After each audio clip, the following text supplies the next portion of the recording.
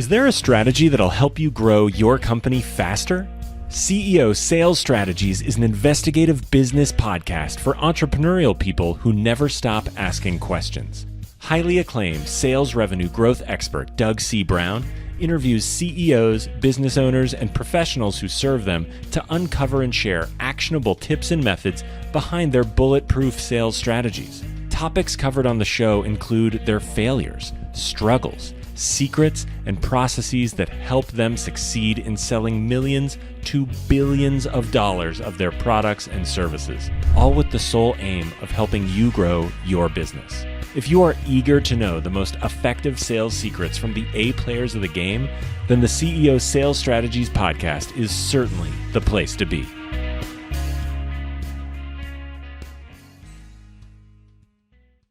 Hey everyone, this is Doug C. Brown with the CEO Sales Strategies podcast, and we are having another great conversation with a man named Mr. Stephen Norman.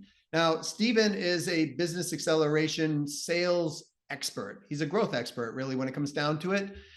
He's from Australia, and he has a company called Growth Acumen. So it's at growthacumen.com.au, and we are going to talk about why are your deals going dead? Why are things getting stopped? Now, that's just one thing we're talking about. There's a lot to unpack in this episode. This guy's smart.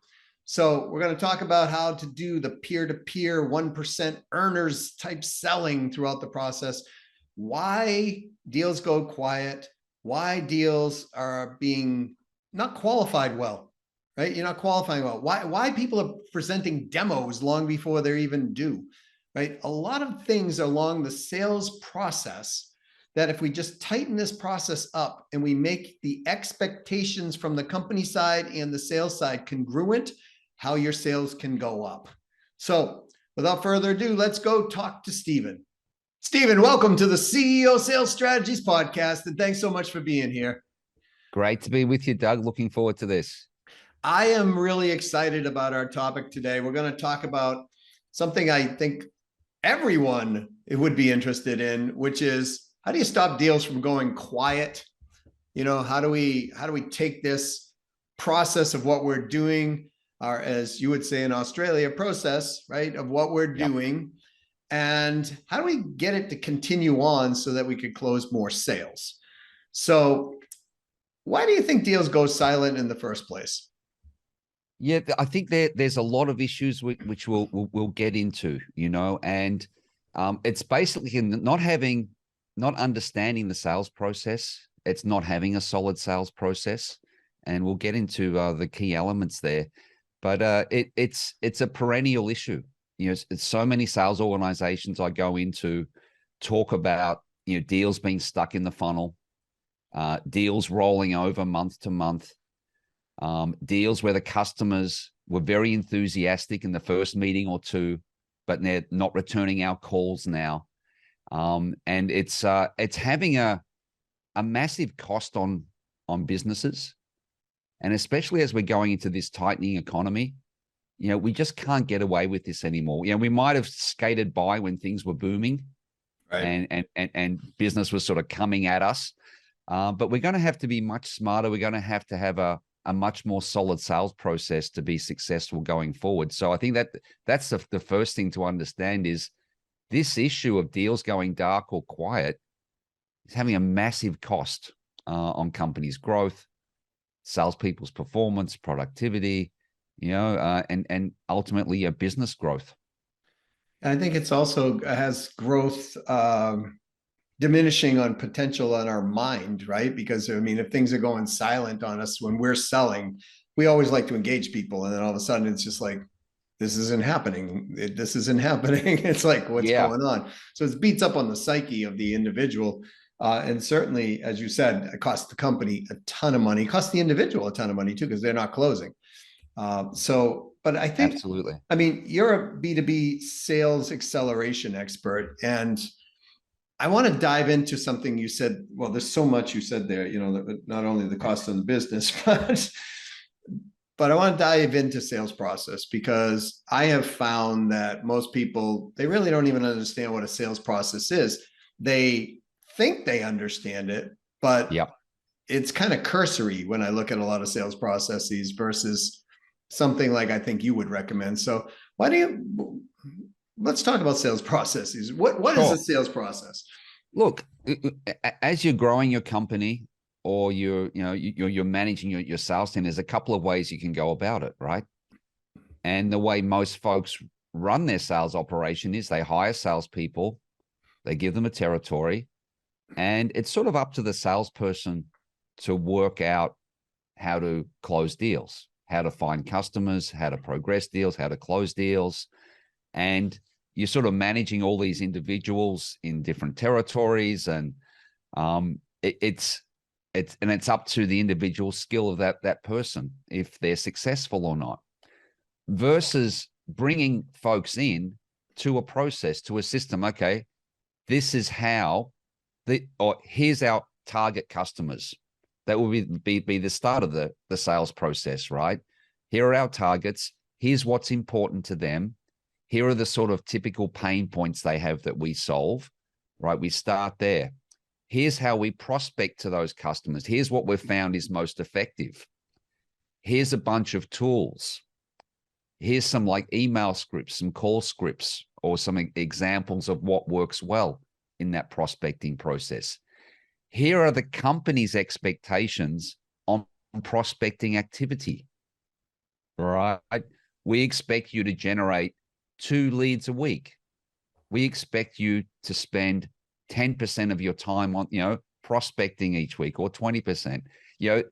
This is the sort of the company expectations of a sales process. And you can imagine applying that. I won't go through the whole A to Z, but imagine applying that to qualifying, to discovery, to building commitment, to the proposal, to pricing. You start having a structure that becomes something you can manage. And if something's going wrong, when you have a process, you can actually identify which component is falling down, or maybe which individuals are falling down at a specific gate in that process. When you don't have a process, when you leave it to the individuals to do their own thing, it's unmanageable. Yeah. And it's unquantifiable, except from, hey, Joe is selling a lot, Daryl is not, right? What's going on? Yeah. That type of thing. And I think it's something I hear that I really hate is, I don't care how they're doing it, as long as they're doing it, right? That's a very high risk strategy for me, right? Because who knows how they're doing it? Is it sustainable? Is it good for the company? Is it repeatable? Is it ethical? Is it ethical? Is another sure. one, right? Absolutely. I'm in full agreement, and I'll tell a little story here. I know of a company that they said those exact words, and they ended up getting fined $120 million for something that the sales channel actually did, because the CEO and the management company, the management people within were doing exactly that. Don't care what you do, just sell it, right? And they were in a highly regulated industry, and the United States government came in and said, heck no. And just wham, 120 million, shut the whole company down. Game was over. And it was all because they didn't manage that, and they didn't have any expectations. I want to go back to that because it drives me crazy, Stephen. Like I look at people's, and they're doing exactly that. I'm like, what's your salespeople doing? I don't know, selling, right? Well, what's your expectations of them? Well, I want them to close this amount of business. What are your other expectations? What percentage, you said this key word or key phrase, what percentage of the time are they supposed to be prospecting? Yep. Right. Oh. If I can ask that of any company under 150, $200 million, and I can talk to the CEO, the head of sales, or whatever, and they can't give me that answer. They're like, whatever gets the job done, right? It's like, it's so common. But I tell you, if you get your arms around this, the sky's the limit. Like, and I've had the experience many times in my consulting work, and also when I've managed sales teams, is you go into that situation, you start putting some structure in place, some process, you start getting everyone rallied around how are we going to prospect, sharing their ideas, developing that system, and then executing to it as a team. And you just start building a sales machine that's very reliable. It's a sales machine you build up, you can point it towards a target customer group and just know you're going to get appointments, you're going to get consideration, and you're going to close deals. Yeah, and 1%, like elite performers, the 1% earners, they spend a lot of their time prospecting. And this is what people don't really get, right? It's like they can spend more than 50% of their time prospecting because they know that the master prospector out closes the master closer because they're qualifying these leads, right? Throughout the process. And what I have found is the forerunners of the company.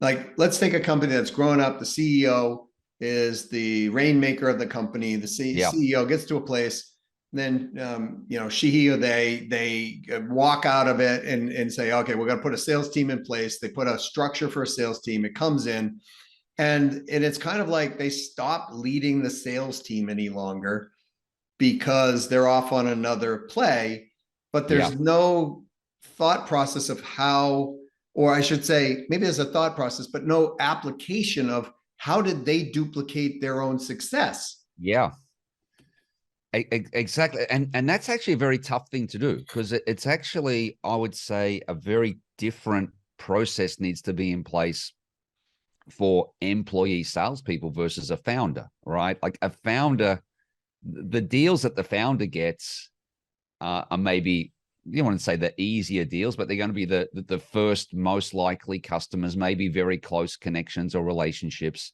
And the founder has a lot of authority to redesign the product, reshape, change policies, propose whatever the customer wants, right? And then we don't want to be doing that as we scale up. We can't be customizing every deal and every product. Our company's going to be a bit of a mess, right? So there's quite a bit of work has to be done to go from that founder-led selling to like employee-led selling, and that needs to be much more structured. That is a really fantastic concept. So let's talk about how do you transition that, right? CEO been selling. You're right. I mean, they have the positioning. They own the company. They can make decisions. They can do whatever they want. Yeah. Now you have a team of 7. They hire, bring them in, and they've got to follow a process, but there's really no process there.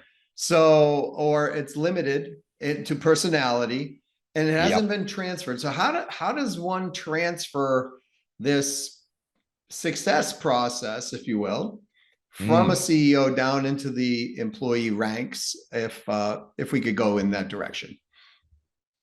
Yeah, you almost have to start again. Like it's like companies need to reinvent themselves constantly, and there's certain inflection points, right? So when you go from that founder-led selling to employee-led selling in a structure, say you go from 15, 20 employees to 50, or you say from 10 to 50, like you have to change. You've got to change your business and your structure. When you get to a couple of hundred people, you've got to change it again, right? You need to have different layers of management, and you need to have systems. And, so this is sort of normal reinvention. I'm not going to give you an easy answer. There's not like an easy way for the founder just to transfer his experience, because founders are often quirky and they do things in different ways. Like, who can replicate Elon Musk or someone, right? In that company, right? We all know what founders are like. They're different. They're special people.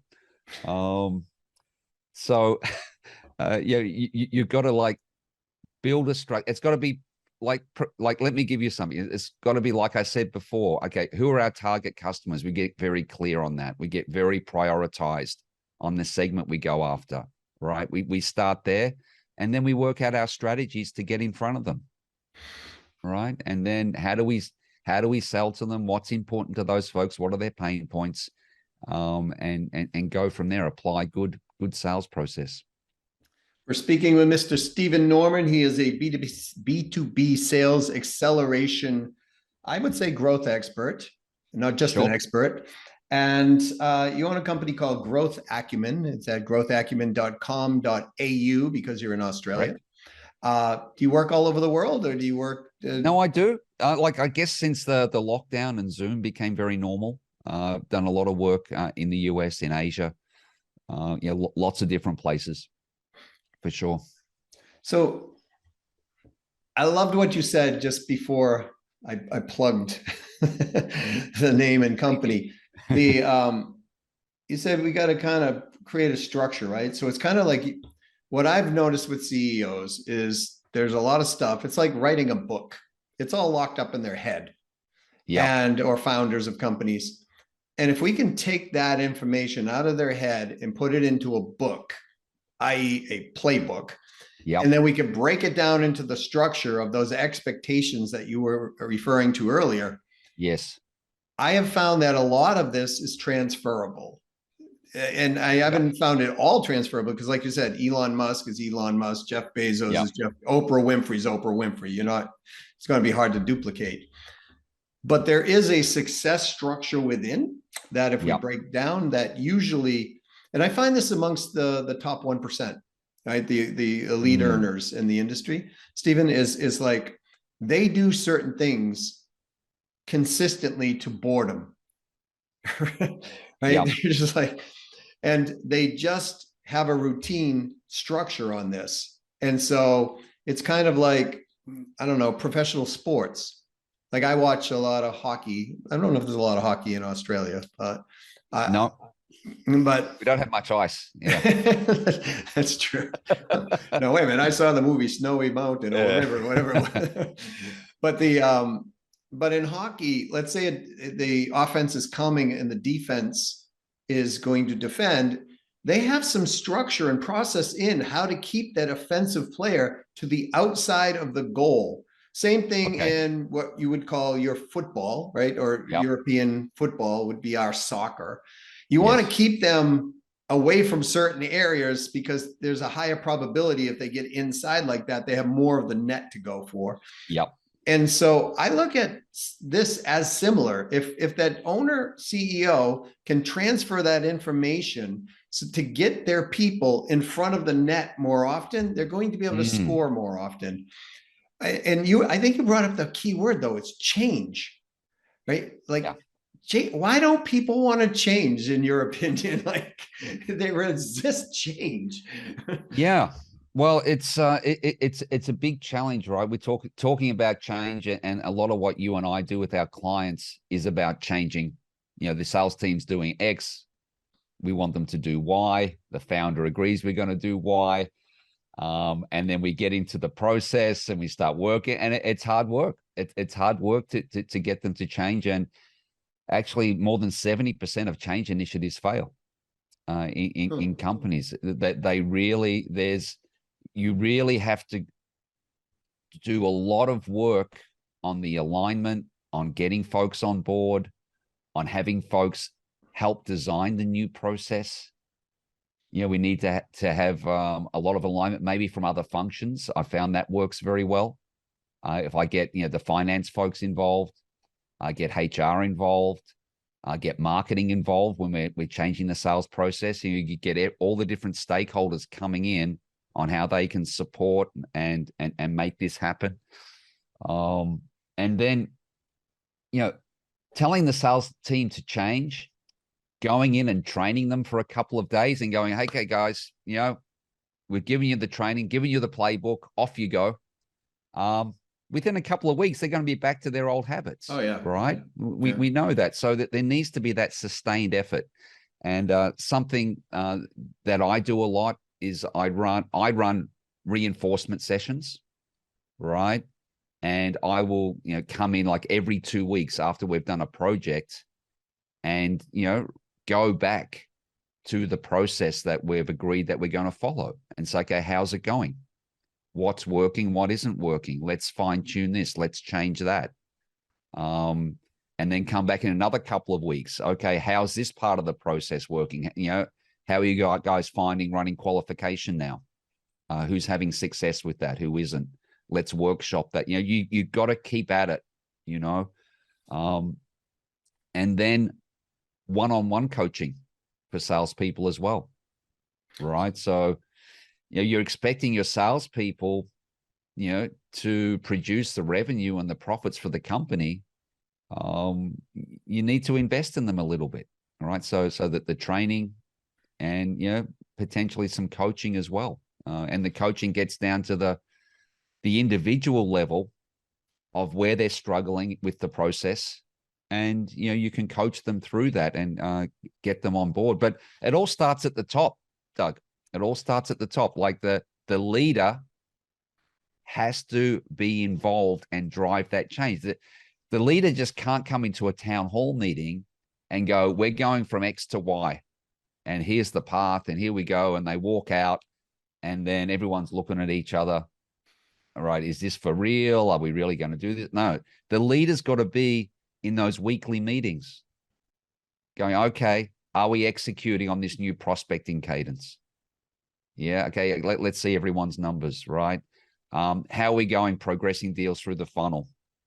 Is it moving on? Like they've got to be involved. You can't be hands off with this. Otherwise, no one else will take it seriously.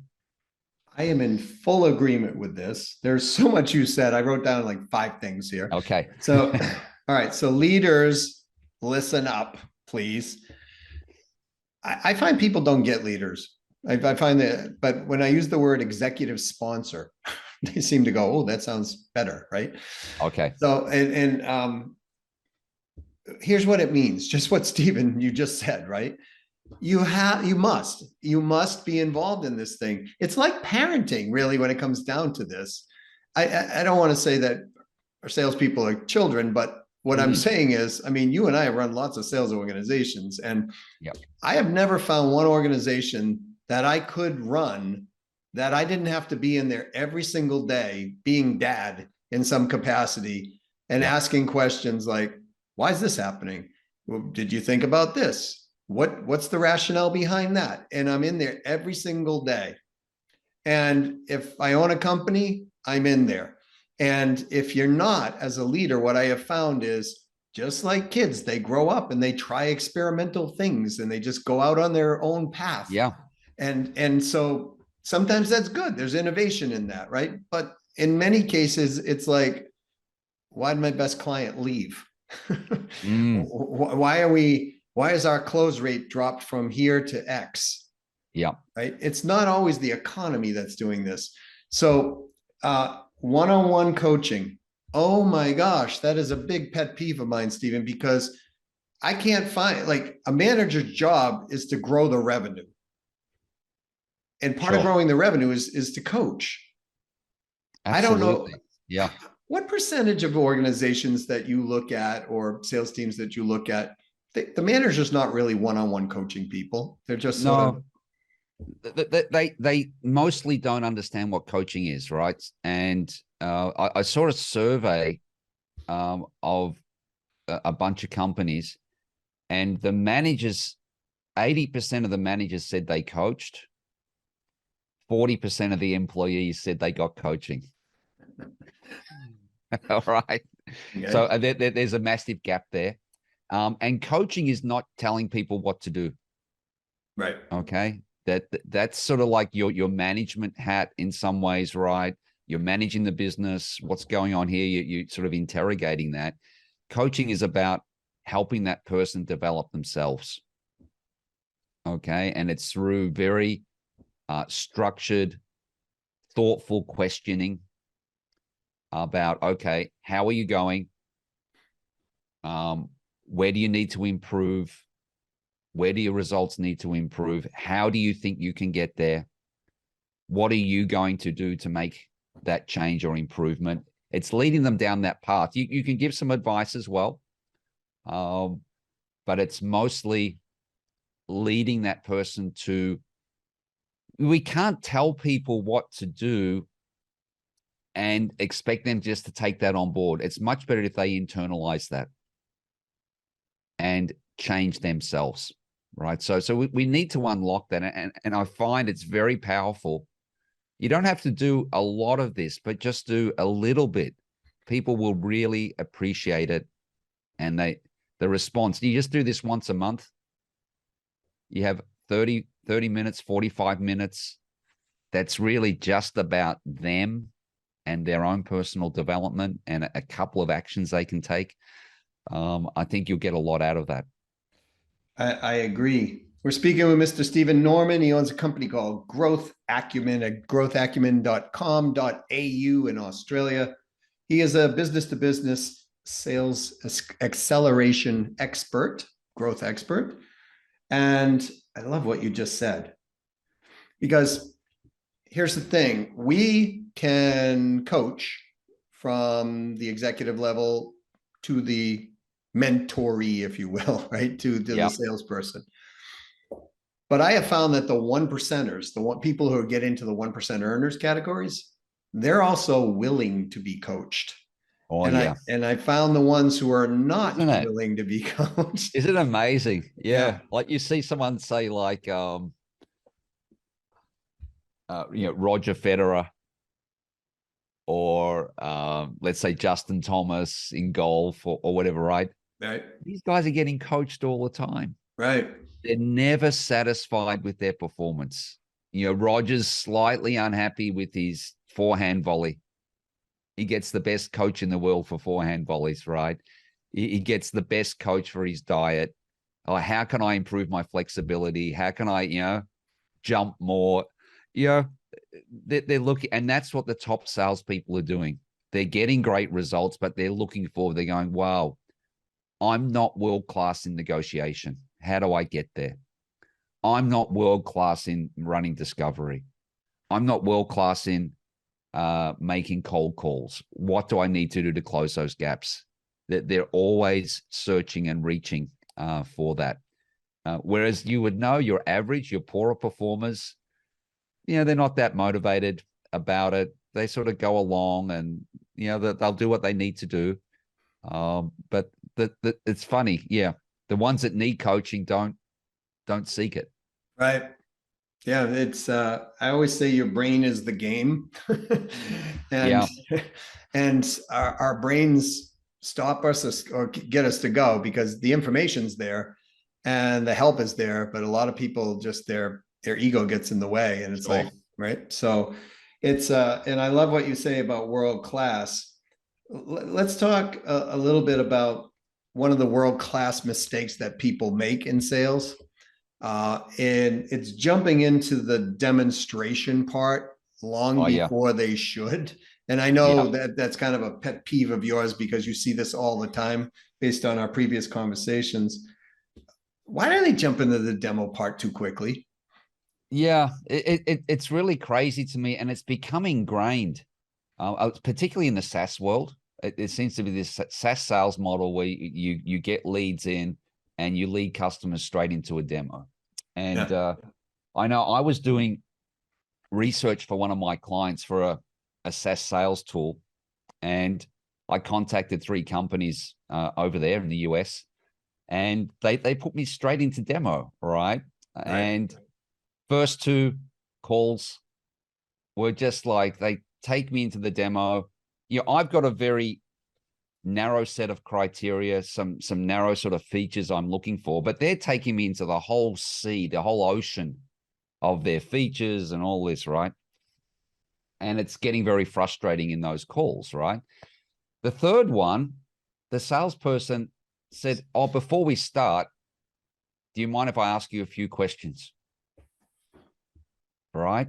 And it was just like 5 to 7 minutes of some discovery of what I'm looking for, what my time frame is, who my client is, what's important to me, set everything up. So that's in a very simple example of where it's just crazy. And it goes back to why deals are going dark, why deals are going quiet, is if we give the customer everything, we do the demo, we give them pricing, we give them a proposal, we give them a services plan, and we haven't done our discovery, Like, that's a crime to me. I'm going to repeat that. That is a crime to you, which I think is, if I was the owner of the company, I would feel the same exact way as what you just said. I've never heard it said that way, but it's so, I just wrote it down. Because here's the thing, what elite performers know, that I think from average sales stars don't know, is elite performers know they're an expense on the book. Intuitively, they know, because most of them have had to go generate their own leads. They've had to pay for this or pay for that. They understand. They get involved in coaching. They pay top dollar, like you were saying, for this. And so they know there's an expense. And they know when they burn a lead, that company, especially if the lead came from the company, that costs the company money. So they don't want to do that. They look at this as a ROI for themselves and for the company. It's going to get that. Right. But somebody who's not producing at that level goes, it's a lead. I didn't pay for it. I don't really care. Right. Or they weren't qualified at all. And they didn't, but they jumped into the demo, like you said, so early. And I don't know, it's kind of like overkill, right? That, like, the first two were overkill for what you were just saying. And I once said to a guy, I'm like, and they missed the target. How can you do a demo if you haven't found out what's important to the customer, right? And like, you can actually start creating your own objections, because you're introducing all these features I'm not even interested in, that I start getting concerned about, right, that I never even thought of. Right. Right. When I'm doing a demo, I've qualified that customer so hard. I've done my discovery, and my demo is about this big compared to the breadth of my product or offering. All right. I'm going to show them only what's absolutely relevant to them to solve their business problem and their pain. Because here's the thing. My wife, we just bought her new luxury vehicle, right? So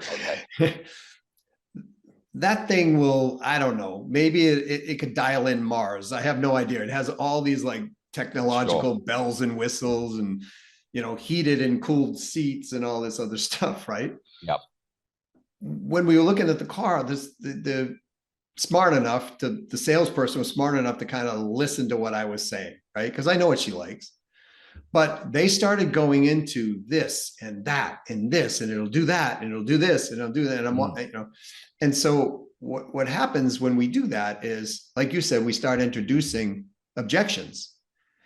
And people don't realize that. They go in, they go, well, you have heated and cooling seats. And that person's thinking, my God, I get cold all the time anyways. Now my seat's going to cool me down on top of this, right? I don't want cooled seats. That's I don't want to feel like air conditioning's on my leg. Like I wear shorts all the time. No, but we've got to get away from this, Doug. We've got to get away from this, what's called the talking brochure, right? This is not the salesperson's job. And our job is not, and this sounds a bit weird to some people, it's not to serve the customer very well. That's not our first objective. And some people think, I have to do what the customer asks. I have to serve the customer. That's how I'm going to be successful. But all the studies show salespeople that go in with that attitude perform in the bottom quartile. Okay. We don't just give. It needs, especially when you get into larger deals and more complex deals, it's got to be a trade. We need to be giving something, but only in return. And that's how we keep deals alive as well. We give a little, we ask for a little, right? So customer wants a demo from us. I'm going to want from them to meet their technical people, say, right? Customer wants a proposal from me. I'm going to want confirmation from them on what their purchasing process is going to be, and maybe an introduction to the purchasing manager, right? They want the pricing from me. I'm going to want a commitment from them to review the pricing together on a call in 2 weeks' time. Right. You know, I want to be trading. And it's not about being the friend of the customer. You want to be a respected peer level industry expert, not someone who positions themselves below the customer and just serves them whatever they want. Makes sense. It makes total sense. In fact, I could show you my notes. I wrote a circle and a line and a circle. And what that means is you've got to be equal on the level of the prospect. So like as you're saying, if they're asking for this, you ask for that, because that keeps you on that peer level of equal. It's not like, oh, the CEO of Procter and Gamble, I bow at your feet, whoever it is, I don't even know anymore. Right. So it's like, if you, not you, but the person who's selling to that CEO of Procter and Gamble, if one doesn't come in, like, I'm going to help this person on that level, and I'm at an equal level and equal footing at that point, they'll sense it right out of the gate. And it's like, boom, sales over, because they're looking for somebody most of the time who can be and stand at that level one way or another. Sure. So, wow, this has been great. I really appreciate you coming on here. How do people get a hold of you? Like, I'm sure people are going, okay, let's get a hold of Stephen. Okay. Well, you check out the website, like you mentioned, growthacumen.com.au. I'm also pretty active on LinkedIn, and I have my own podcast called Future Proof Selling. So would love to hear from any folks, who are having any sort of sales challenges, and, be happy to help out. Well, we'll put all that in the show notes. And with that, Stephen, I'm going to thank you for being on the CEO Sales Strategies podcast. It's been a lot of fun, and I learned a bunch here, and I know a lot of people have probably got 2 pages of notes, so that's a good thing. So I'd like to have you back sometime. Thanks again for being here. Absolutely been a great pleasure. Thanks a lot, Doug. Okay. I got a whole page of notes here on this. I love this thing about expectation. Here's the thing. If you own a company, if you own the company or you're running the company, and we don't set clear expectations for the sales team, it is just going to be chaotic. It's that simple. Now, what are those expectations?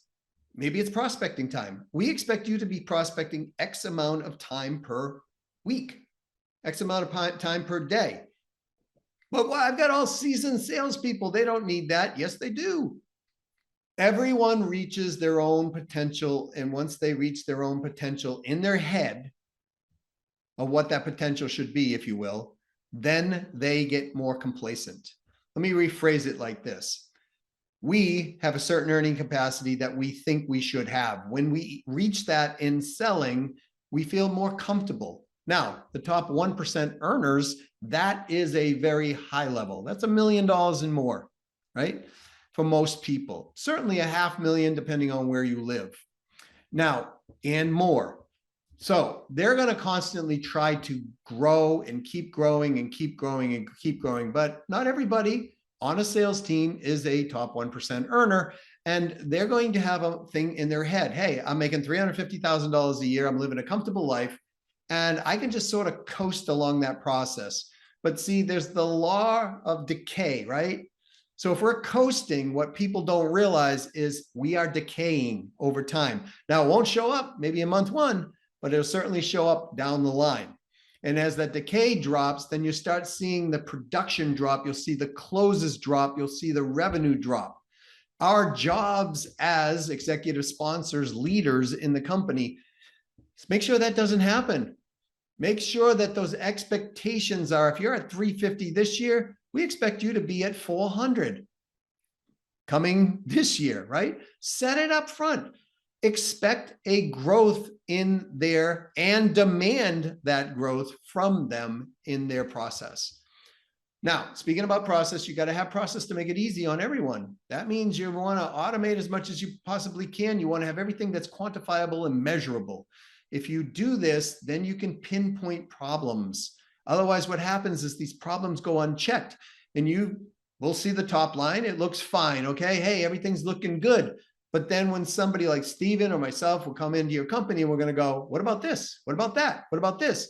And all of a sudden you're going to find an extra 10% that's just lying there, or 20%, or maybe even 10% in profit that's just lying there. And you're going to be like, oh my gosh, how long has this been happening? 5 years? Great. Let's add the numbers up. You just lost $40 million. Whatever the number might be, it's not a fun day when you discover that. It's a fun day to know you can get it and correct that in a quick manner. If you like this episode, let me know. If you like Steven, let me know. If you have an episode of something you want something, you're like, I want to know the information on this, just reach out to us at youmatter@ceosalesstrategies.com. That's youmatter@ceosalesstrategies.com. Let us know what the subject matter is. Maybe you're an expert on that. Maybe you want to be interviewed on this podcast. If so, let us know that too. We'll respond to you either way. Well, either yourself or we'll find the expert, as long as it fits the show. If you're looking to be a top 1% earner, you want to earn at least $500,000 or more selling. That means you're a solo entrepreneur. That means you're part of a company. That means you own a team and you want your team to get there. Whatever it might be, because when you have all your team earning at 1% of the top earners in the world, your revenue grows. It's that simple. If you're in that position, or you're a company and you want to have access to the top 1% earners, in other words, those elite producers, and you want them to work in your company, reach out to me directly at doug@ceosalesstrategies.com. LinkedIn is Doug Brown 123. And the phone number here at the company is 603-595-0303. And as usual, if you like this podcast, I would plead with you, give it a good review, give it a 5-star review. Tell your friends. The more people that know about this, the more people we can help. We're going to continue to bring you great content. And hey, it's free. So you can't beat that, right? Until next time, this is Doug C. Brown with the CEO Sales Strategies Podcast. I'm signing off now. As always, go sell something. Sell a lot of it. Sell it at a profit. Don't discount when you don't have to. And sell win-win. In other words, for them, for you, make it a win-win process. Make somebody happy today to your success.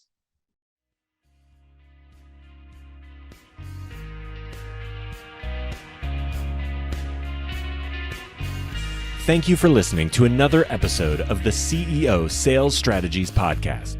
What is something that you learned that you could act on today? Don't forget to schedule it now, or it may never get forward momentum. If you find our content valuable, please leave a favorable review and let us know what you liked. Please also share this with others if the content will help them. For our show notes, other episodes, and more interesting content and resources, please visit ceosalesstrategiespodcast.com. See you soon, and to your continued success.